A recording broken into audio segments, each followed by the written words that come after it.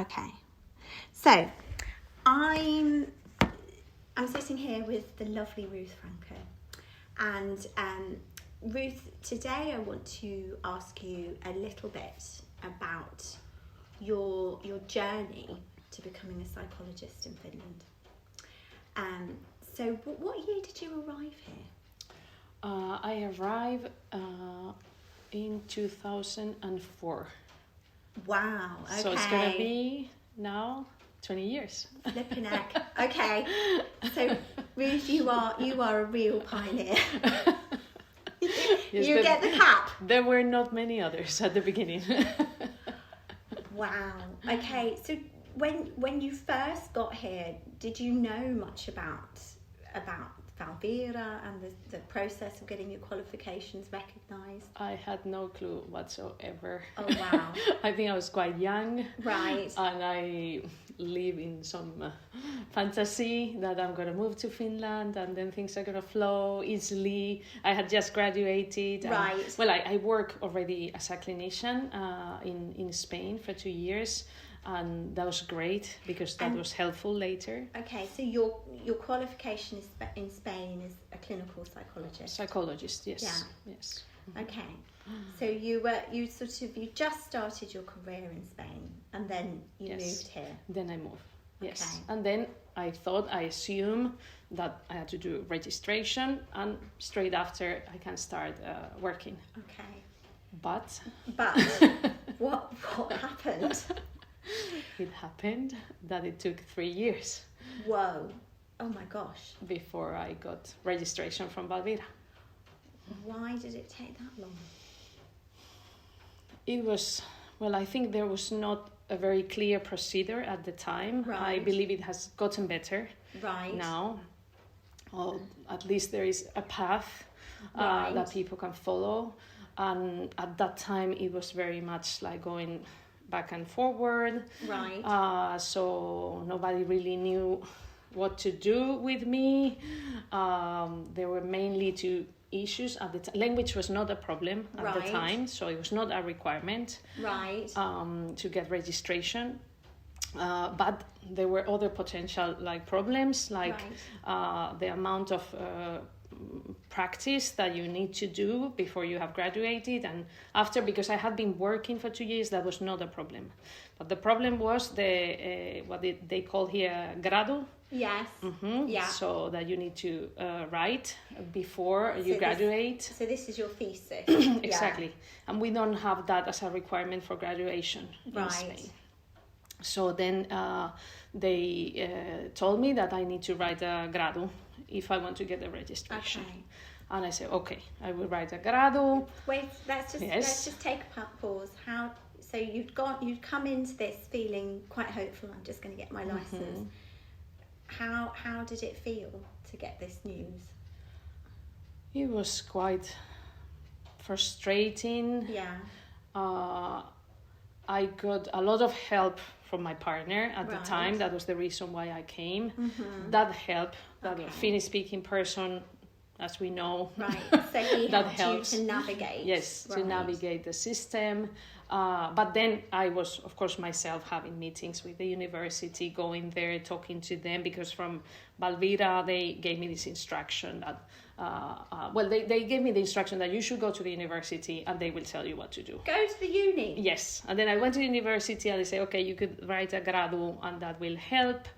I say, okay. Right. But then they told me I need to join the university as if I was a first-year student. First-year psychology student? Yes. So the problem was they allow me to write in English. They told me you can write the grado in English, that's no problem. But in order to get into the university, you had to speak Finnish or Swedish. So there was really like a dead end. Oh, good God. Yes. What was that like to get that? That was... bombshell. I complained. Right. I said that this makes no sense. Right. Then they told me, maybe you can go to Spain and write the grado there and then come back. I said, but there is no grado in Spain. I have graduated already. Right. In Spain, I can do a PhD, but I cannot do undergraduate work anymore. So that was very frustrating. And now I'm giving you a summary. Right. But maybe 2 years passed to get this information from different places. Oh my God. So what were you? Were you working? How were you? No. At that time I was studying Finnish. I decided that, okay, in this waiting period, I could get into the integration program and dedicate the time to study Finnish. Right. So I was just lucky that I could do that. Otherwise, I would have just needed to go to work in whatever, any other job or any other profession. Wow. So then you felt like it was a dead end, but you were learning Finnish. Yes, I was learning Finnish, but that, as you probably know, is not a very easy easy task. It's not that it's not gonna make your days full of happiness and inspiration.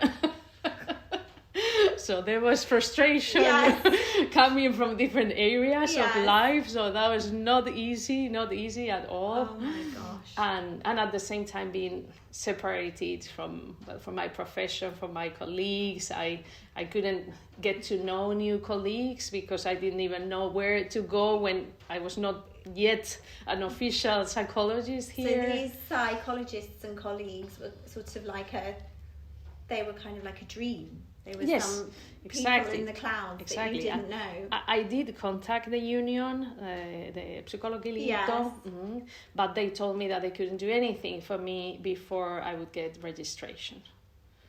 Gosh. How was that period when you was just sort of trying to learn Finnish and waiting? Like waiting. How were you feeling? It was very busy on the one hand, so that you want to try, you want to learn the language, you go to the classes, you do the homework. Right. So on the one hand, you are trying to do all those things, and then these issues with the registration, trying to resolve this problem. Right. On the other hand, it's like if you had gone back, I don't know, 20 years in your life. Yeah. Or not 20, because I was maybe 26 or when I came, but it's like if you were a teenager again. Yeah. That your life is like you sit there in a class for 5 hours and then you take coffee with your friends. Yeah. Yeah. So that was very strange. So like a step backwards. Yes. Like totally. That was very strange. In Spain, you would have really been getting on with your career. Yes, exactly. I have been already working, meeting clients, very challenging situations. Right. Yes, demanding work. So I would have like hope for just continuing with my career after I came. So it was a pause. Yes. It was really a pause. So then eventually, did you get into Helsinki University to do this gradu? No. Oh, okay. What happened? No, because they didn't allow me. They told me that if you don't speak Finnish or Swedish at level 5, my God, levels went from 1 to 6. So if you don't speak at level 5, we cannot allow you in. So then it was, okay, another round of contacting Valvira and say, okay, we need to find a solution to this, what else I could do. Right. Because I'm not going to be level 5. I don't think I'm level 5 now, after 20 After years. 20 years. Okay. You'd still be, oh my God. So I would still be waiting. Yes. If that was the requirement. Oh my God. Finally, Valvira decided to take my case to Psychonet. Okay. Well, that was quite generous of them. That was the solution to the problem, because they asked me that, okay, you don't need to write a gradu in Spain, but probably you have written other kinds of things, assignments during your studies, and I said that yes, I have those, and I studied 1 year in England, so some of those are in English. Right. So then they asked me to bring, and I brought like huge amount piles of academic writing of material. Yeah. And after that, Psychonet decided that that's enough. So how did that feel to get that? That was such a relief, but after 3 years, it's like you cannot believe it. Yeah. So how? I guess after 3 years of that kind of sort of drudgery. It feels like drudgery. How were you? Yes, I was to some extent exhausted probably, but also ready, also really wanting to move on, to start like this new period. And I remember the day when there was somebody that knew somebody in the group, and they told me that, okay, your case has been resolved, and I couldn't believe it. And then I got like informed officially that was the case. And then I remember this moment of writing the psicologilito and saying, okay, now I'm officially like registered, and here I am. Yes. So after that joyful moment and getting your license, what happened then? After that, I created a toy mini-me. Yes. And I started to meet clients. Yes. Yes. Okay. And I guess you got a lot of immigrant clients. Yes. Yeah. Yes. Mostly. Yes, mostly. Mostly I work in English and in Spanish. Right. So Spanish-speaking clients from Spain or from Spanish-speaking countries, and English speakers from all over the world, maybe native speakers, or maybe other people that just use English as the second best. The second best. The second best that we can do. What was that? Because I guess at that point did you start meeting other psychologists?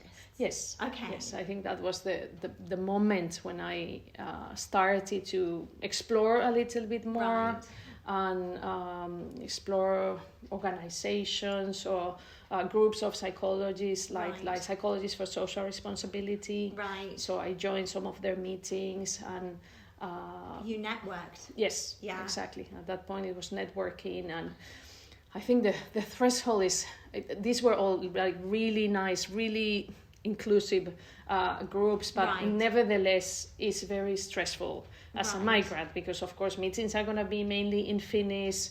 You don't really understand at the beginning very much. Yeah. So I know that feeling, sitting in a meeting and going, I'm kind of understanding maybe 30% of what's going on here. Yes. I maybe would like to ask a question, but I'm not sure. But I'm not sure. Maybe somebody already asked the same thing. So. Yeah. Yeah. So that kind of feeling. Yeah. What is that feeling? It's kind of, how does it feel to be like that? It's for you. Yes, it's a mix of uncertainty, maybe shame gets triggered relatively easily, because you fear maybe I'm going to make a mistake, maybe somebody just explained the same thing, so I think very easily I would go into like withdrawal, like I don't say anything, I don't participate, but it really cuts such a big part of you.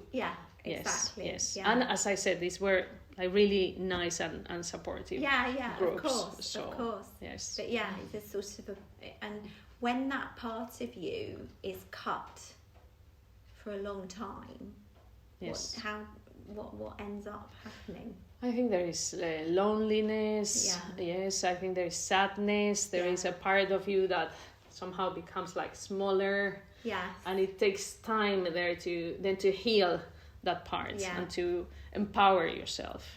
Yes. So at that period, how was it for you to support clients who were going through similar things? Through the same thing. Yes.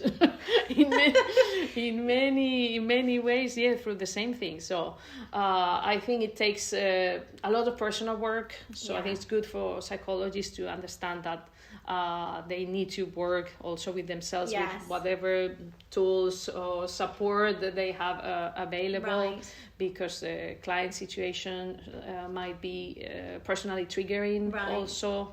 So that on one hand that can happen. On the other hand, if you are doing that, you are in a good position to support your client, because they feel really understood. And sometimes the clients themselves, they also talk about it. They say, you might know what I'm experiencing, what I'm going through. I'm like, yes, I totally get you. And I think in our work that can be actually very powerful, and it can be really I know with my own clients that they're like, oh God, yeah, this person really does know.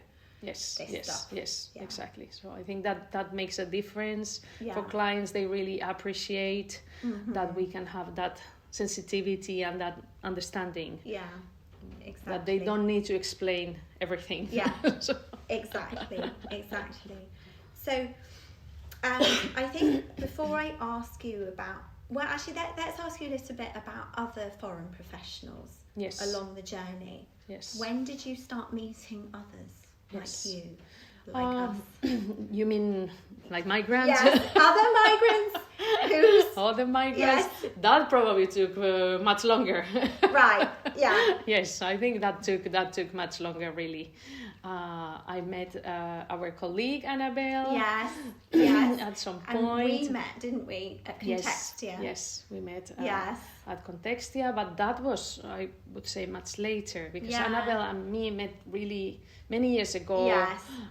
Before she went back to Yes. Australia. Yeah. Yes. Okay. So there were these, and then Therese contacted you as well. Yes, also Okay. that. So there was some hope that there are other people in Yes. this situation, because for years I Yes. didn't know anybody Yes. who was in the same situation. And what was it? How did it feel to meet other people who were in this similar situation, meeting this kind of wall? It gave hope, it gave happiness. Yes. Yes. I think you gave me a lot of hope when I first met you, because I think you'd already started the psychotherapy training Yes. in your activascular, and I was like, oh my God, she's doing it. I was really like, well, okay, if she can do it, I can do it too. Yes. Yeah. And I remember telling you, definitely do it. Yes.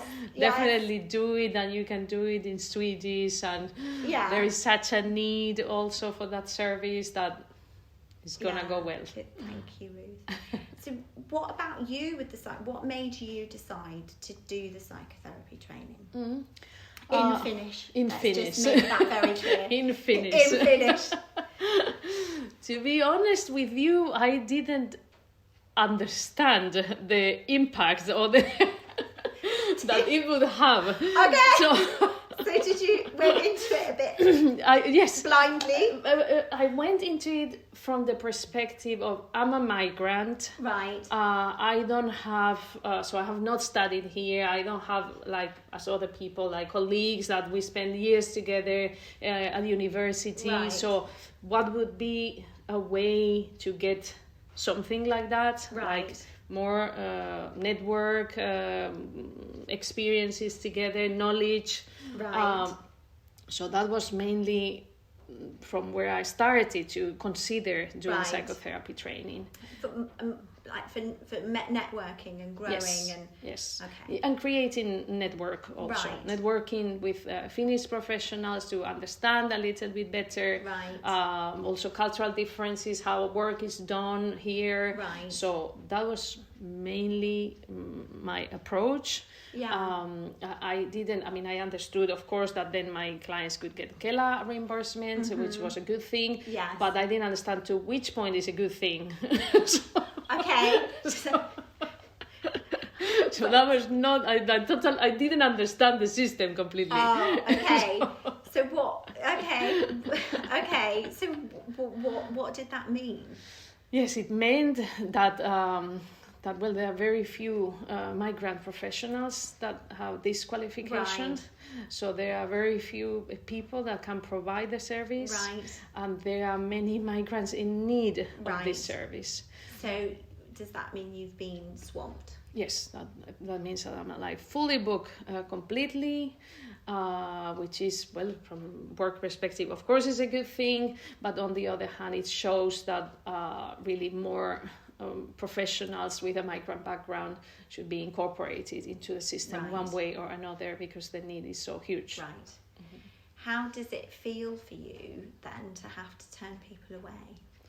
It's awful. Yeah. It's awful every time, yes. And I have gotten to a point in which I don't even manage to reply to emails, which Right. is even more awful. It's really like sad, the situation, because now just the management of my clients takes all my time and energy. Right. So I try to send like a short email saying I don't have availability, and maybe here are some other ideas. Yes, exactly. I give some links, that services that people can explore, like the Kela pages and the Mindu pages, so that then people at least can try somewhere else. But it's so much that I don't always manage, and I think that's an awful feeling. Really, it's dreadful. Yeah, not being able to get to everyone. Exactly. Even just to say, exactly. I can't do this right now. Even just to provide some alternative, give some guidance, even if you couldn't, like the client, and knowing that it's going to be very difficult for the person. Yeah. Because if I would think that, okay, I don't reply, but well, this person is going to try somewhere else and it's going to get help immediately. But I know that's not the case, not really. Necessarily. Yes. Yeah. Yes. Yeah, I think it's definitely very hard to turn people away when you know that there might not be an alternative. Yes. Yeah. And some clients, when they have contacted me, they have said it. They have said that you are the last person I'm gonna try, because I have tried with many professionals. Everybody, either they didn't reply or they say no. Right. So, gosh, that's a heavy load, and I think it's also, it's not just about migrant psychotherapists, but it's psychotherapists as a profession in general in Finland. Yes. This is exactly the same for the Finnish clients. There have been a lot of news about this in the media and discussions in the psychotherapist groups. Right. That it is not enough, like the amount of professionals like they are working. But if it's like that, like for Finnish clients, you can imagine what it is for migrant clients. Yeah. They are few professionals that can provide the service, especially if people have some language requirement. Yeah. So there are Finnish psychotherapists that work in English, although many don't want to do therapy in English. Right. Some do. Gosh. Yes. But if the person needs some other language, Spanish or German, or so. Yeah. There are very few. Very few. Yes. There are very few. I think we're going to move on now, and I'd like to know how it felt for you when this sort of momentum with meeting more migrant psychologists and psychotherapists, and then the eventual formation of PPF. How did that feel? Empowering. Yeah. That was really such a change in the scene that we had. Right. So I think it has made such a big change for so many of us. Yeah. Then that we have felt that we can, not only we are not alone anymore, but we have a projection that we can do things. We can grow, and we have seen the difference. Yes. Now we are invited to events. Yes. Now people count on us much more, and they want us to be in certain places and talk about certain topics. So we see that it really makes a difference. Yes, that when you are just alone, it's like you don't exist. Yeah, you're just a little piece of dust in the system. Yes. It does. How does it feel for you in terms of sort of, I guess, being able to have supervision with other migrants? Yes. How is that for you? Yes. We have a amazing supervision, peer supervision group, and that has provided so many possibilities for development. Right. I feel that my clinical skills have gotten better. Right. Thank you to the group. Right. Because we get to discuss in a language that we all understand, which is in English, but we are trained in different parts of the world, so we provide certain different ideas and approaches. So it has been enormously enriching for me, and I'm really grateful to the group. Yeah, and I think there's something else about different knowledge, having sort of different knowledge about the Finnish system as well, and how to negotiate that and learning that from each other. Exactly. And we have shared a lot of contacts, also knowledge about Finnish doctors, Finnish psychiatrists that we know that, okay, they are receptive to our clients. Yes, exactly. This person will be nice. Yes. So we are really trying to provide more options for our clients that need to navigate the system. I think if I think about my clients, a lot of what I do is helping them to navigate the system. Right.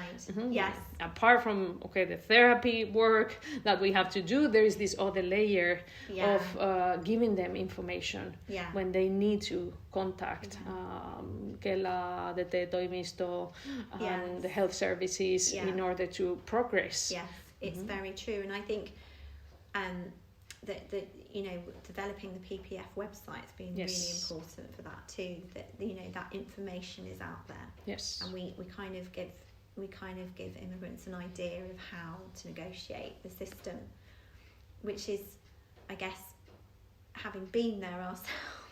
Yes, we know what it is, and it's nice to have it there in one place, like this.